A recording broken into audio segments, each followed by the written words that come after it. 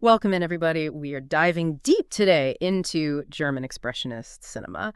You guys sent over some really fascinating materials. I'm seeing academic excerpts, historical overviews, and some cool notes about key figures in films. So today we are going to, I guess the goal is to kind of unpack how this unique art form, how it reflected and even shaped German society during a period of, immense change and upheaval, like a lot going on. Yeah, definitely. It's like, cinema. It has this power to really reflect, I think, like the heart of a society. Yeah. The values, anxieties, and aspirations. You can really see it all reflected right back at you. It's like a mirror to the soul. You know what I mean? And especially in Germany, right? Early 20th century, the devastation of World War I, still fresh. And then, boom, the birth of the Weimar Republic, right? Yeah. So much change socially and politically. It was like Germany was kind of searching for a new identity, trying to figure out who they were in this new world. And, cinema, I think, really helped shape that search. It's like a whole new era, a new language. And speaking of new language, Expressionism visually, it's so distinct. What sets it apart from more traditional filmmaking? Well, okay, picture this. The sets themselves, distorted, like they're kind of melting or twisting, and the lighting, super dramatic. Yeah. Exaggerated shadows, right? They're like dancing. They have a life of their own almost. And the acting, it's heightened. Yeah. Emphasizing raw emotion, like the character's inner turmoil, all that stuff. It almost sounds like nightmarish, kind of a far cry from, the realism we usually see in a lot of films. Exactly. It's intentional. They're moving away from that realism because Expressionism wasn't really about replicating the world exactly as it was. It was more about expressing, the anxieties, the sense of fragmentation, the psychological impact of a world that's been, shattered by war. Like, think about those tilted camera angles. It's like the world itself is off kilter, right? And that reflects the instability of German society at the time. Yeah, that's a great point. It's not just like aesthetics, right? It's a reflection of the times. Yeah. And speaking of reflections, Expressionist films, they were, notoriously famous for symbolism. Right. Yeah. Yeah, absolutely. It wasn't just surface level storytelling. There were all these like layers of meaning packed in, inviting you to, dig a little deeper, to think about what's underneath. Like, take The Cabinet of Dr. Caligari. That film. It's a masterpiece of the movement. Came out in 1920. It's, on the surface, it's about a creepy hypnotist controlling people. Right. But a lot of critics see it as an allegory for the dangers of unchecked authority. An allegory. Not all of us are film scholars, right? What does that term mean in this context? Right. Good point. Okay, so basically, an allegory is a story, right? Where the characters and the events that happen, they actually represent like bigger ideas, abstract ideas or principles. So Caligari, this hypnotist, he becomes a symbol, right? For those in power. And then how he controls other people, that represents the way authority can be abused. And this theme really resonated. In post-war Germany, they were dealing with the consequences of blind obedience, still pretty raw. So it's not just a horror film, right? It's like a commentary. Yeah. The whole political and social climate of that time really makes you think what other kind of anxieties or critiques are kind of woven into these films. Absolutely. And what's really fascinating? The impact of German Expressionism. It didn't just stay in Germany. Like, it rippled outwards. It started to shape global cinema in these really profound ways. Yeah, I can totally see how the visuals, right, and the themes, these really thought-provoking themes, would really captivate audiences worldwide. So where do we see those echoes of Expressionism, like in films, outside of Germany? Oh, it's far-reaching, that's for sure. You can see its fingerprints, its DNA, all over American film noir. Think about that dramatic use of light and shadow, right? Creating that feeling of unease and those themes of, like, the dark side of human nature. And it influenced, for sure, the classic horror films coming out of Universal Studios. Like, it paved the way for those iconic monsters, Dracula, Frankenstein, and even Alfred Hitchcock, the master of suspense. He drew inspiration from Expressionism. Wow. It's amazing to think that these early German films kind of helped to shape like entire genres. Can you give us like an actual example of a film that really showcases this influence? Sure, let's look at Hitchcock, Sam. Came out in 1931, just a few years after the peak of German Expressionism. It's got those shadowy visuals, that expressionistic style, and it focuses on the warped psychology of a criminal, but it's also, grappling with these anxieties of modern life, which was like central to those Expressionist films. So it wasn't just the visuals that spread, it was the themes too, the anxieties that transcended like borders, language. Precisely. And it speaks to the power of art. to reflect and shape our understanding of the world on a global scale. I mean, it's really incredible. But it didn't stop in the 1930s, did it? I mean, I feel like German Expressionism kind of laid the groundwork for later movements within German cinema itself. You're right. It's like a seed that kept blooming. It lived on. Fast forward to the 60s and 70s, Germany had this new wave of filmmaking talent. Right. We're talking Werner Herzog, Wim Wenders, Rainer Werner Fassbinder. I mean, these names are synonymous with, groundbreaking cinema. Exactly. Each of these directors, even though their styles were different, they each drew inspiration from that expressionist tradition, pushing boundaries, questioning societal norms, and using cinema to really explore the human condition. It's fascinating. These later filmmakers, they weren't making expressionist films exactly, but they carried the torch in their own way. It shows you how certain artistic movements, they can really resonate across generations, right? Shaping how stories are told and the questions that get asked. But before we go too far down that road, I want to shift gears a bit. Let's talk about the UFA. What role did they play in all of this? Ah, yes, the UFA. Short for Universum Film Aktiengesellschaft, this major production company. They had deep ties with the government. It's a really interesting case study because it shows you the complex relationship between art and politics. Yeah. During that era. Okay, so we've got this major studio, this production powerhouse, the UFA, right? Operating with government ties. During this really volatile time in German history, it makes you wonder, how much influence did the government really have on the films they were making? I mean, how does that work? Well, imagine a studio system where the government isn't just like a shareholder, right? They're actively involved, shaping how Germany is perceived on a global stage. I mean, that's the world the UFA was operating in. So was it basically propaganda? Were they just churning out, films to push the government's agenda? I mean, is that what we're talking about here? It's not that simple. It's not so black and white. The government definitely had their interests, right? But they recognized the talent, the immense artistic talent within the industry. So it became this kind of delicate dance between control and creative freedom. A delicate dance. I like that. That's a really good way to put it.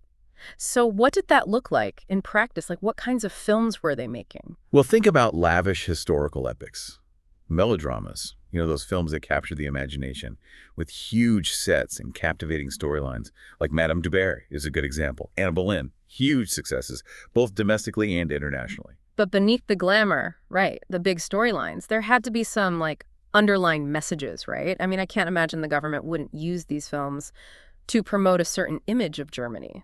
Oh, you're absolutely right. It wasn't overt propaganda, but there was definitely an undercurrent, an influence there. They weren't dictating every scene, but they were fostering an environment where stories that aligned with their vision, they were more likely to get funding and support.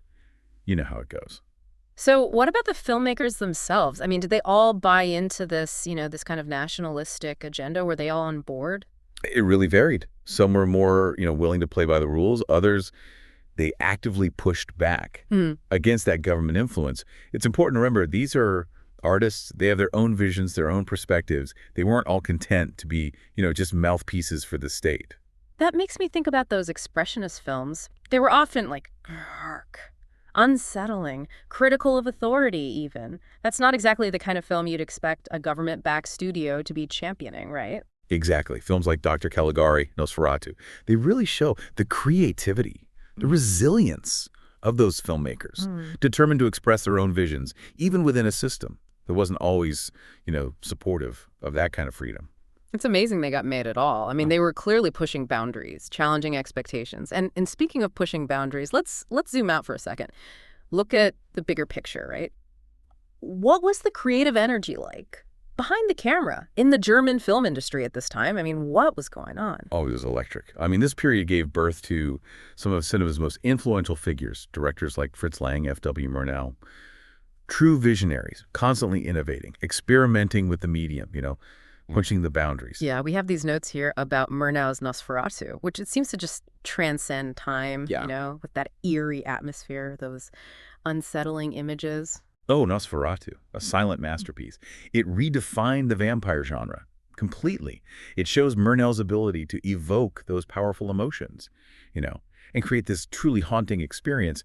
And then you have Lang's Metropolis, a visually stunning science fiction epic exploring these themes of, class struggle and social control, really ahead of its time. Yeah. Themes that still resonate today, especially now, with all the economic anxieties and concerns about technology. And yeah, it's fascinating. These filmmakers, back then, they were already grappling with such complex and relevant issues. They were perceptive. Insightful. Using their art to hold up a mirror to society, provoke critical thinking. And it wasn't just the directors. It was the writers, the set designers, cinematographers, this whole constellation of talent. That fueled that creative fire. It sounds like a real sense of camaraderie and a drive to push the boundaries of what cinema could achieve. Right. But at the same time, there's this tension between this artistic freedom and the government's desire to control the narrative. Absolutely. It was this constant push and pull, this delicate balance between expression and influence. And it's remarkable that this tension often led to some of the most innovative, thought-provoking films of the era. It shows you the power of art to find its own voice, even when there's external pressures. It really is inspiring to think about those filmmakers navigating that landscape, driven by their passion and their social consciousness. Yeah, a testament to their courage and determination. And it raises a really interesting question for us today. How can we be more mindful of the forces that shape the art we consume? Are we aware of the messages, the contexts that influence the films we watch? That's a powerful question, and one that, really resonates with me. Maybe this deep dive into German Expressionist cinema, it can serve as a reminder to engage with art on a deeper level, to think about not just what we see, but the forces that shape what we see, Exactly. It's about cultivating a critical eye and awareness that allows us to appreciate the beauty of art, but also recognize its potential to reflect and influence the world around us. This exploration of German Expressionist cinema, it's been illuminating, really. It's clear that this movement, it left a mark on filmmaking, both in terms of its style and its willingness to grapple with, those really complex societal issues. Absolutely. And it continues to resonate today, reminding us of cinema's power to provoke, inspire, and challenge us to think critically about the world we live in. But before we wrap up, let's circle back to the UFA and explore its lasting impact on the German film industry. What do you think? So the UFA, this studio giant with all those government ties, where do we even begin to unpack its influence on German cinema? It seems like a story with so many layers to it. Oh, it is. It all starts back in 1917, right in the middle of World War I, actually. Wow. Talk about a turbulent time to launch a film company. Yeah. So what was the driving force behind it? Why then? Why that way? Well, from the very beginning, the UFA, it wasn't just seen as a business venture.